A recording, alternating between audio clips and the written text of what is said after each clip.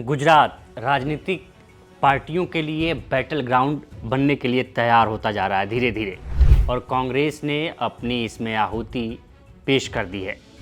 इसके साथ ही कि वहां कांग्रेस ने अपना महाअधिवेशन किया और ये अधिवेशन 64 साल बाद आयोजित किया गया था। इसके पीछे कई रणनीति काम कर रही है। राहुल गांधी गुजरात के सहारे, जिस तरीके से बीजेपी ने गुजरात को एक मॉडल बनाया, उसी तरह राहुल गांधी ये सोच रहे हैं कि इस मॉडल को क्रैक करके कांग्रेस का मॉडल स्थापित कर पूरे देश भर में एक संदेश दिया जाए। इसी के लिए यही वजह थी कि कांग्रेस ने वहां महाअधिवेशन का आयोजित कराया, जो 8 और 9 अप्रैल को आयोजित हुआ था।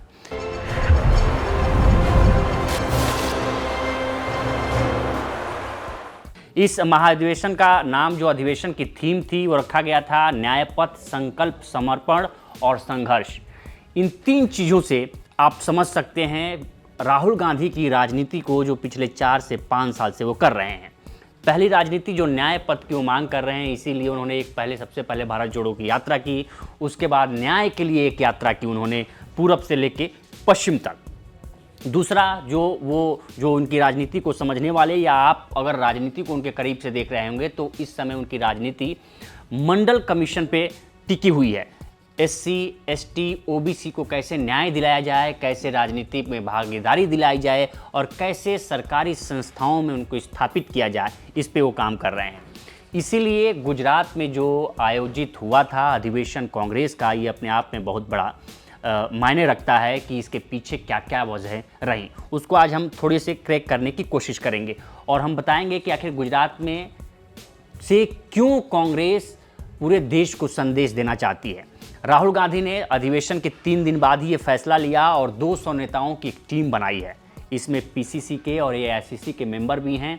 इन 4 PCC और एक AICC के मेंबर की टीम बनाई गई है, जो गुजरात में काम करेगी और ग्राउंड लेवल पे काम करेगी। इसके बाद जब से लोकसभा के चुनाव हुए हैं, 15 अप्रैल को फिर से राहुल गांधी गुजरात दौरे पे हैं। उन्होंने संसद से लेकर, सदन से लेकर और सड़क, तीनों जगहों पर उन्होंने कहा कि मैं गुजरात में जाऊंगा और गुजरात में बीजेपी को हराऊंगा और वहीं से पूरे देश को संदेश दूंगा। उन्होंने डंके की चोट पर संसद में ये बात भी कही थी। अब उन्होंने अधिवेशन के बाद 200 लोगों की एक टीम बनाई है, जो गुजरात के गांव-गांव और ठाड़ी-ठाड़ी घूम के ये जानने की कोशिश करेगी कि आखिर कांग्रेस का संगठन कैसे मजबूत किया जाए।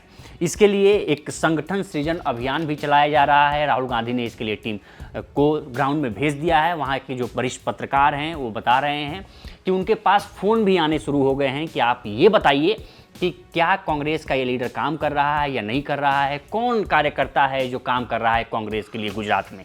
सबसे एक फीडबैक मांगा जा रहा, ताकि वहाँ के जिला संगठन को मजबूत किया जाए। क्योंकि राहुल गांधी की ये कोशिश है कि जब तक हम जिला संगठन को मजबूत नहीं करेंगे, हम पार्टी में कोई संगठनात्मक बदलाव नहीं कर पाएंगे। क्योंकि आप देखेंगे कि कई प्रदेशों में, चाहे वो हरियाणा हो, चाहे वो यूपी हो, चाहे वो बिहार हो, ऐसे अनेक प्रदेश हैं जहां कांग्रेस का संगठन 20-20 साल से बदला नहीं है। अगर जिला अध्यक्ष है तो जिला अध्यक्ष ही चल रहा है। राहुल गांधी की कोशिश है कि इस बार जो DMK का मॉडल है वो अपनाया जाए। DMK का मॉडल क्या है? DMK का मॉडल ये है कि MK स्टालिन क्या है, कि MK स्टालिन अपने जिला अध्यक्ष के साथ साथ उसके परिवार में कितने मेंबर हैं उनको नाम सहित जानते हैं। इसका फ़ायदा ये होता है कि ग्राउंड लेवल तक जो आला कमान है उसकी पहुंच होती है, और वो जो जिला अध्यक्ष होता है वो भूमिका निभाता है टिकट वितरण में, कि आखिर कौन सा कैंडिडेट है जो जीतने योग्य है और किसने असल में मेहनत की है। बीच में कोई बैरियर नहीं होगा, कोई सांठ-गांठ नहीं होगी। इसीलिए महासचिवों की जब बैठक हुई थी तो उसमें 2 महासचिवों ने इस पर नाराज़गी भी जताई राहुल गांधी पर, जिस पर राहुल गांधी भड़क गए। उन्होंने, महासचिवों ने ये कही कि अगर आप जिला अध्यक्षों को CWC की मीटिंग में बुलाएंगे, केंद्रीय नेतृत्व की मीटिंग में बुलाएंगे, तो महासचिवों की पावर कम हो जाएगी। राहुल गांधी इस पर भड़क गए और गुस्सा गए कि अगर आपकी थोड़ी सी पावर कम हो जाती है और जिला अध्यक्षों की बढ़ जाती है तो इसमें दिक्कत क्या है आपको? क्यों कि अब कांग्रेस चाहती है कि हम जिम्मेदारी तय करें। अगर जिला अध्यक्ष को हम जिम्मेदारी दे रहे हैं तो अपनी जिम्मेदारी उसकी तय होगी कि वहाँ से कैसे वोट परसेंटेज बढ़े, कैसे बेहतरीन प्रत्याशियों को चुन के लाया जाए, कैसे कार्यकर्ताओं को अलग अलग जगहों पर सेटल किया जाए। ये कांग्रेस की रणनीति होगी। इसी के तहत 15 अप्रैल को राहुल गांधी जा रहे हैं और कहा जा रहा है कि राहुल गांधी जिस गुजरात से एक नई कांग्रेस को दिशा देने की कोशिश में लगे हैं, जिस संगठन सृजन की कोशिश में लगे हैं, वो गुजरात के अरवल्ली जिले के मोडासा से ये शुरुआत होगी और 15 अप्रैल को गुजरात के इसी अरवल्ली जिले के पहले जिला अध्यक्ष को खुद कांग्रेस के सबसे बड़े लीडर खड़गे के बाद राहुल गांधी ये तय करेंगे कि आखिर जिला अध्यक्ष कौन होगा और वो चुनेंगे कि अरवल्ली से जिला अध्यक्ष कौन होगा। आप सोचिए कि कांग्रेस जिला स्तर से लड़ाई के लिए तैयार है और गुजरात के उसी मॉडल को क्रैक करके खुद गुजरात मॉडल को स्थापित करके देश में संदेश देना चाहती है कि कांग्रेस तैयार है अब आने के लिए। आप जिन 4 पर्यवेक्षकों की बुलाई गई है उसमें से ये पर्यवेक्षक क्या करेंगे कि उसमें एक एएसएससी मेंबर होगा और 4 पीसीसी पर्यवेक्षक होंगे जो 41 जिला अध्यक्षों को नियुक्त करेंगे। उनकी कैसे वोटिंग होगी, कैसे वो निष्पक्ष रूप से जिला अध्यक्ष चुने जाएं, इस पर भी उनकी नज़र होगी। इसके लिए यूथ कांग्रेस का दरवाज़ा भी अब खोल दिया गया है। यूथ कांग्रेस 21 से 30 तक यूथ कांग्रेस की सदस्यता दिलवाने के लिए वहाँ आईवाईसी के जो अध्यक्ष हैं वो जाएंगे और युवाओं को जोड़ने की कोशिश होगी। तो इसे आप समझ सकते हैं कि किस प्रकार से राहुल गांधी पूरे जी जान से लगे हुए हैं कि आखिर संगठनात्मक बदलाव कैसे हो, एक फेयर चुनाव कैसे हो कांग्रेस में, कैसे जिला अध्यक्षों की नियुक्ति एक फेयर तरीके से हो ताकि कोई ऊपर से इंटरप्रिटेशन कोई ऊपर से हस्तक्षेप न कर सके और बीच का जो लिरिक है उसको तोड़ा जाए। क्योंकि पहले होता क्या था कि महासचिव जो तय करता था ये जिला अध्यक्ष होगा, उसी का आदमी जिला अध्यक्ष होता था, महासचिव के अनुसार ही वहाँ के टिकट वितरण होते थे। लेकिन अब कांग्रेस ऐसा नहीं चाहती है।